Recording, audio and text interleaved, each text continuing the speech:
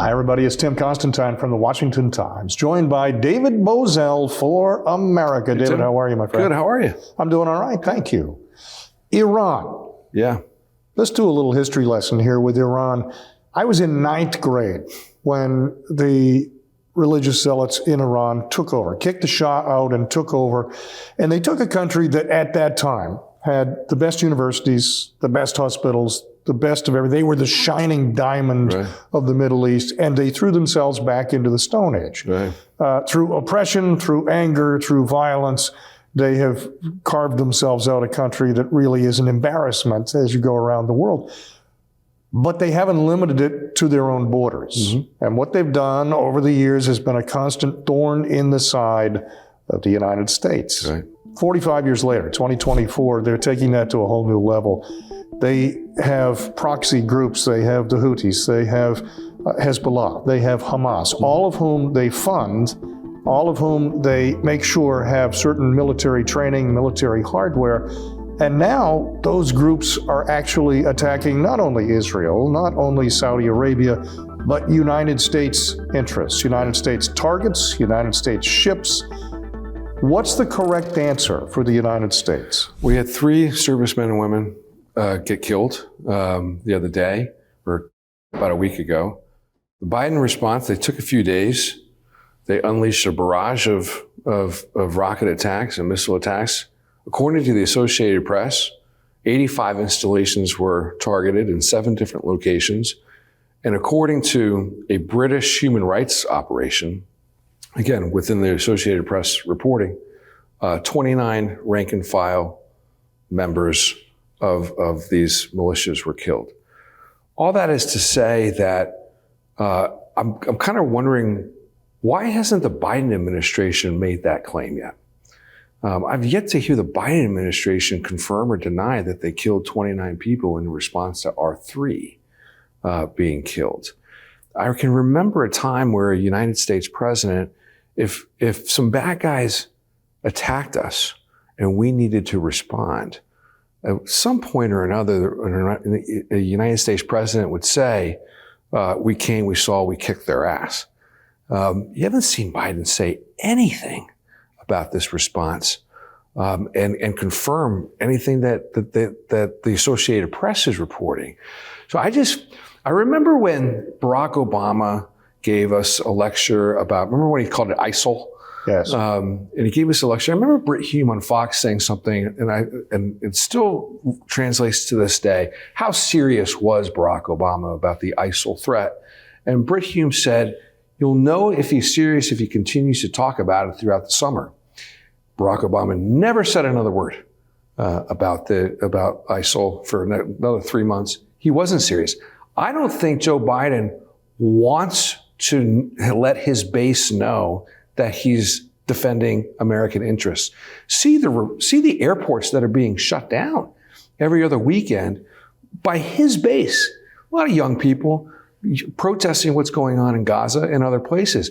I don't think he wants to champion American interests very publicly for political interests. Senator Lindsey Graham said this past week that the president was not doing enough, that the response wasn't enough, and he thought we should target items and people right in Iran. Is that going too far? Senator Graham would start a war every other weekend if he could. So I think 29 people is a good response for 3 dead, I think, so long as the American interests have been recaptured and refortified and resolidified. But I don't see the American president confirming that any of that was done, and that concerns me. I think it gives credence to Senator Graham's concern, like you don't know if the response has been adequate. You mentioned how it was 3 American troops that were killed, and I think in terms of, in my neighborhood, if a kid throws a snowball at my car, you don't really respond. Do you think that's unpleasant? That's too bad, but you let it go. If someone eggs your house, it might be frustrating. You might have to spend Saturday afternoon cleaning the front of your house, but you let it go. But if they start breaking windows, or if they attack one of your children, you're going to get more aggressive in how you respond. Where on that scale are we? Are the proxy groups for Iran throwing eggs at the house? Or when they kill American troops, are they now attacking my children? I think, well, there's the latter. I think the proxy groups have they've certainly escalated things in the region. The killing of the American troops is a Rubicon you cannot allow to be crossed again. Unfortunately, given the fact that I don't think the president is going to follow through, and just as Barack Obama didn't, take this seriously. I don't think President Biden wants to take this seriously in a very public manner, given what I just described, given how his base is so adamant against protecting American interests. So if he doesn't continue with the response to a satisfactory level, I just think the American response is over with at this point. You may remember when the United States had Osama bin Laden cornered, and that was during the Obama administration, and they went around the room. Hillary Clinton was Secretary of State. They had the Joint Chiefs there. They had then Vice President Joe Biden. And before they gave the green light, they went around the room and one by one said, do we go? In your opinion, do we go? Ultimately, the decision was Barack Obama, but he wanted to hear from everyone in the room. Everyone in the room said, go. We know he's there. We know it's him. This is an opportunity. Except Joe Biden. Right. Joe Biden said, no, I'm not so sure we should go. What motivates Joe Biden to respond or not respond to threats to America? He probably hadn't figured out how to get 10% of a kickback yet. And if he had, then he would say go, which is, but I mean that kind of with half sincerity. He has been wrong on every major foreign policy question since he got here. Since he got here 42 years ago, 44 years ago, he's been in the exact opposite camp of what should have been done. Just look at the withdrawal from Afghanistan, just a complete and utter debacle on how that was accomplished. So I just don't have a lot of faith in this administration. I'm one of these guys that, if the president calls for American treasure to go inside the boundaries, we got to support that call.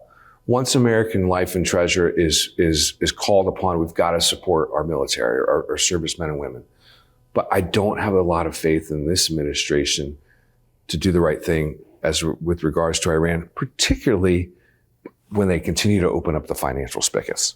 Final question. You mentioned how Lindsey Graham would go to war every other week if he could. But what is the level at which we do go to Iran? What would have to happen to properly provoke that response? Well, any more serious loss of life, and now we're talking about those types of outcomes. Beyond that, I'm willing to protect life at all costs, particularly young people who are volunteering to serve our interests. So to the extent that we can diplomatically solve it, even if we have to run out a clock to get to another regime, to start the clock again, I think those efforts, and I think, one of the things that President Trump does not get enough credit for was how good he was at this, at diplomacy. North Korea comes to mind, China comes to mind, but also Iran. And he was tough. He cut off the financial spigots. You did not see a lot of antagonism out of Iran during his administration. So it can be done without a full-throated military response. But any more loss of life, any more attacks of that nature, we're going to have to start seriously considering going in. For America, he is David Bozell from the Washington Times. I'm Tim Constantine. Thanks for joining us.